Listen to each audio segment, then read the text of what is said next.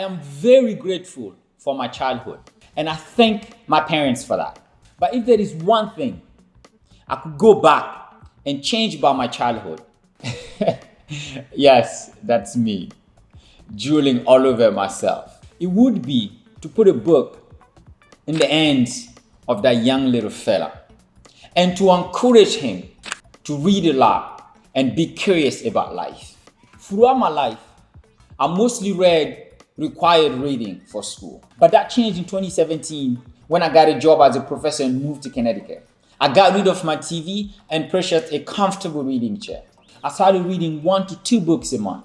Slowly, I was reading 3, 4 books a month. Then, I started to see little changes in my life. Changes that was improving my quality of life. So today, I want to share with you 5 books that have quite literally changed my life. They might change yours too, so stay tuned. Welcome back to my channel. When I look at my current habits, I can see that I picked up quite a few of them, if not all, from books that I read over the past 3 or 4 years. And because these are daily and monthly habits that I do, I think I can say without exaggerating that they have changed my life. I would like to share with you some of these books today. The first book on the list, which I don't have with me because I lent it to a friend, is the holy grail in personal finance, The Total Money Makeover by Dave Ramsey. My habit of budgeting regularly on a monthly basis comes from this book. In 2018, when I left academia to join the development agency I work for currently, my salary almost doubled. But a few months after I started my new job, I wasn't really sure where my money was going. So I Googled personal finance. The first book I read was The Automatic Millionaire by David Bach. It was a great read. I even bought copies for my siblings. But the book didn't have the how to get your finances under control. So the next book I picked up was The Total Money Makeover by Dave Ramsey. There are 2 things that I like about this book. The first one is the fact that it was written at the lowest possible denominator. Anyone who can read, regardless of a level of education, can understand the teaching and principles of this book. And then 2 is the fact that it had very simple, straightforward, actionable steps that you can literally start applying the first day you read the book. The author outlines 7 easy steps, which he named the baby steps, to stress the simplicity and how straightforward they are to apply. I will leave a link down below with more details about the 7 baby steps in case you are not familiar with them. The premise of the book is to get out of debt and stay out of debt by no longer borrowing except to buy a house, which implies that by currently living below your means. Before, what I used to do is to just spend and whatever's left I save. But now I have saving goals that I want to hit. So every month when I sit down, I make sure that I am spending in such a way that it's aligned with my short-term and long-term goals. That's what I think was the difference between what I did before and what I do now. Before, I had a list of monthly spending, and now I have a budget. I have a monthly budget. So if you have not read this book and you are looking to get your finances under control, I highly recommend that you pick up The Total Money Makeover by Dave Ramsey.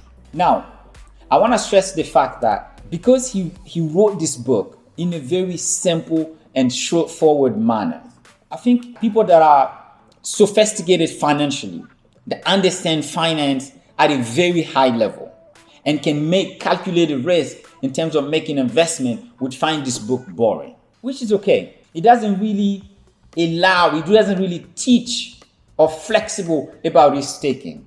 For example, borrowing to start a business, it wouldn't do that. It would tell you to save to start your business. But somebody that's financially sophisticated can make the calculation to borrow and invest in a business.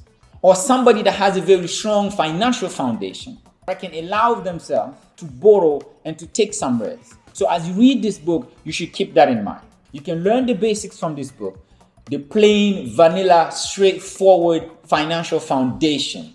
And once you have your finances under control and you have a strong financial foundation, you can change it at the margin to suit your needs. This book has really helped me to lay down the financial foundation that has now allowed me to save and be able to invest in my home country of Burkina Faso. So I highly recommend that you pick up this book if you are looking to get your finances under control. Okay, on to the next one. The second book on the list that I want to share with you is The Road Less Traveled by Dr. Scott Peck. A new psychology of love, traditional values, and spiritual growth. To tell you how impactful this book was on my life, I sought out a therapist after I read this book. Now, let me tell you how I discovered this book. September 2018, when I joined my new job, I remember walking into orientation and I see this young, handsome African brother standing there. He was calm, cool, and collected. The self-assurance he exuded, I knew right away, this is someone I want to be around. I also knew right away that we would mesh. And we did mesh. And a few weeks later, he recommended this book to me. This tells you how deep our conversation got so quickly. And I'm an introvert, so deep conversations are exactly my comfort zone. This is a psychology book that was written, if I remember, a long time ago. It was written back in 1978. It's a timeless classic. It's been around for so long and it's still very, very popular. Right? It's a book that teaches you to recognize your pain points and to address them head on instead of avoiding them. And by pain points, it's talking about regular things that we struggle with. A famous example in the book is how the author talks about if you struggle with time management, it's because you don't value your time. And if you don't value your time, it can be because you don't value yourself. So the root of the issue might just be self-esteem issue. And the author also stressed out the importance of love, discipline, and faith in addressing those pain points. When I read this book, I was still struggling to be myself. There were patterns of behavior and thoughts in my life that I was struggling to understand. After I read the book, it really encouraged me and gave me the courage to go to therapy and to talk to a therapist and to talk to a trained therapist that can help me make sense of some of those thoughts and recurring behavior that I had. And I look back today and I can honestly say that this book is one of the books that had the biggest impact on my life. You can look up the reviews of this book on Amazon. Like many of those that have left reviews about this book on Amazon, I've gone back to read this book 2 or 3 times since I've read it. I'm actually planning to read it again this year by the end of the year. It is on my reading list for November. This is how impactful it's been on me. And I'm rereading it because every time I read it, I gain new insights from that book. So if you are out there, you are struggling to understand yourself, you are struggling to find yourself, I highly recommend that you pick up The Road Less Traveled by Dr. Scott Peck. All right, let's keep going. The third book on my list is Deep Work by Newport. Rules for Focused Success in a Distracted World. Because of this book, I focus intently every morning between the hours of 8 to 11 to get most of my work done. Because of this book, I batch my tasks. This book has changed my relationship with social media. The author of the book, Newport, is famous for never having been on Facebook and really shunning social media. And the whole premise of the book is that we must be able to focus intently and push our thinking to its frontier, to its limit on a regular basis in order to be able to produce meaningful work. And in order to be able to have an interactive period of time where we have deep work, we cannot be on social media. And because social media is designed for us to keep scrolling and to spend time on it, it is hard to get away once you start scrolling. So what works for him is to not be on social media at all. What I've decided to do, I've taken off social media from my phone. There is no social media on my app anymore. Facebook, Instagram, YouTube, nothing. I no longer use my phone as a source of entertainment. I purely use my phone for communication. And when I start working at the hour of 8 a.m., I turn off my phone until 5 p.m. And I can do that because I have a work phone, which my family can contact me on in case of an emergency. When I'm working, it allows me to have sustained and regular and undistracted periods of work. And because of this book, I now approach my day as my personal finance. I have 24 hours in a day. How do I spend it? In a way that I get the most done daily. So I split my 24 hours in 1 hour interval. I know Elon Musk, for example, is very famous for splitting his days into 5-minute intervals. I think that's a little too much for me, but what has really worked for me is to split my days into 1 hour interval. And I plan out every single hour in the day from the time I wake up at 5 a.m. all the way to when I go to bed. So my daily habit of working intently, regularly in the morning and getting a lot of my hard work done. The profound change in my relationship with social media was due to this book. So if you are looking for ways to produce meaningful work in real life, I recommend that you pick up this book, Deep Work by Newport. Okay, on to the next one. The fourth book on the list is 21 Questions for the 21st Century by Yuval Harari. I do not have a hard copy because I read a digital copy on my iPod.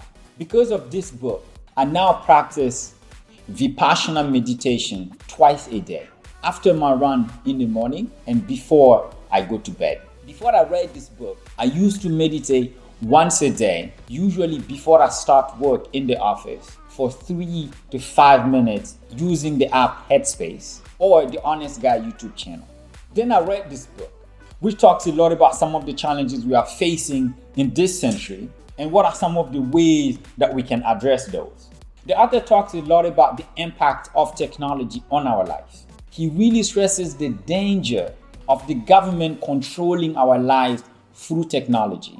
And towards the end, he talks about meditation as a way for us to get to know ourselves so that we can also live a more fulfilled life in this distracted world of technology. Then he talks about Vipassana meditation.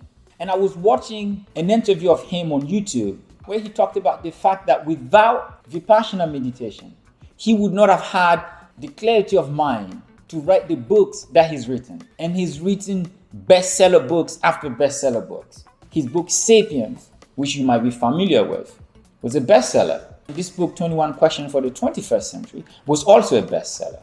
So I got really curious and I Googled Vipassana meditation. And I learned that Vipassana was a form of meditation practiced by the Buddha. And to learn the method of Vipassana meditation, you must go to a 10-day silent retreat at a temple or a meditation center.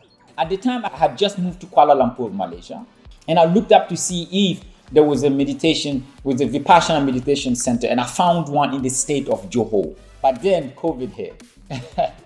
So I Googled around, I looked around, and I find somebody that had a channel on Spotify and was teaching a modified version of Vipassana on this channel. I'll leave a link below in case some of you out there don't have access to the 10-day retreat and would like to take a look. I started listening to the meditations on that channel. So I immediately jumped into it and started practicing and started learning slowly and slowly and slowly and slowly. It was probably one of the hardest things for me to learn.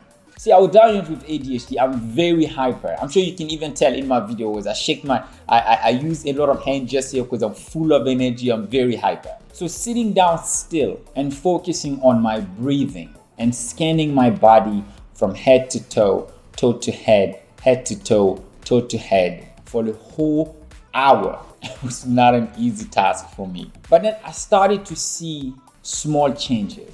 For example, till today, I can tell when I'm about to get upset, which was not the case before. Before, when I was about to get upset, I just get upset. But now the small changes in my body, the small emotional changes, the small changes in my thoughts, I am more and more aware of them. Today, I still meditate twice a day. I wake up in the morning, I go running and exercise.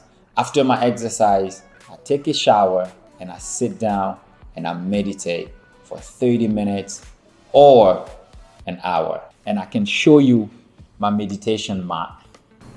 This is where I sit down to meditate every day. And meditating has been transformative for me. I'm a lot calmer, I'm a lot more focused, and the mental clarity that Yuval Harari talks about, I now know exactly what he's talking about. If you are looking to build a habit of meditation, this book is not going to teach it to you. That's where I learned about Vipassana meditation, and I started practicing, and it's had this profound impact in my life. But the book has great teaching that you can learn from. So if you're interested in learning about Vipassana meditation, like I said, I will leave a link down below for you to check out. Now, the last book on this list is Why We Sleep by Matthew Walker, The New Science of Sleep and Dreams. This book is about the importance of getting the recommended 7 to 9 hours of sleep daily on a regular basis for adults, and the danger of sleep deprivation, which includes a higher risk of cardiovascular disease, a higher risk of cancer, a higher risk of high blood pressure, and the list goes on. Because of this book, I regularly get 7 to 8 hours of sleep every day. I'm in bed by 9 and I wake up at 5, even on weekends. Now, when my friends ask me to go to dinner, I'm the first one to tell them, can we go at 6 p.m. so that I can be in bed by 9 p.m. The book stresses the importance of going to bed at the same time and waking up at the same time. Yes, occasionally I would go out for a drinks with friends, but I do not do it every weekend anymore like I used to. Maybe once a month or once in 2 months. So my habit of getting 8 hours of sleep comes from this book. Getting enough sleep increases our productivity. Not getting enough sleep leads up to eat junk food and makes us groggy at work. So we are unpleasant to our colleagues.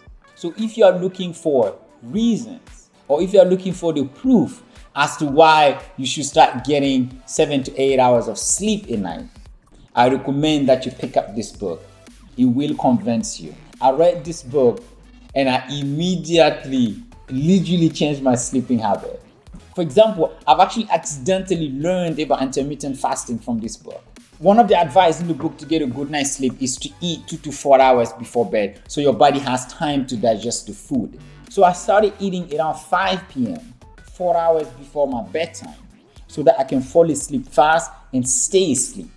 And then later on, I was watching a documentary about fasting, about the importance of fasting.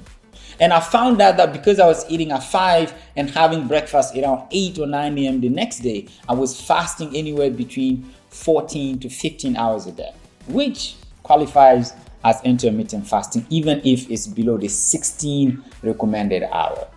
So yes, this book so far has changed my life. So if you are looking for a reason why you should get enough sleep, you should pick up this book. If you want to be more productive, get enough sleep. If you want to be happy when you wake up in the morning, you have a lot of energy, get enough sleep. So this is it for today. I am very, very, very, very grateful for all these books. When I say that they have changed my life, hopefully I have shown to you that I'm not exaggerating.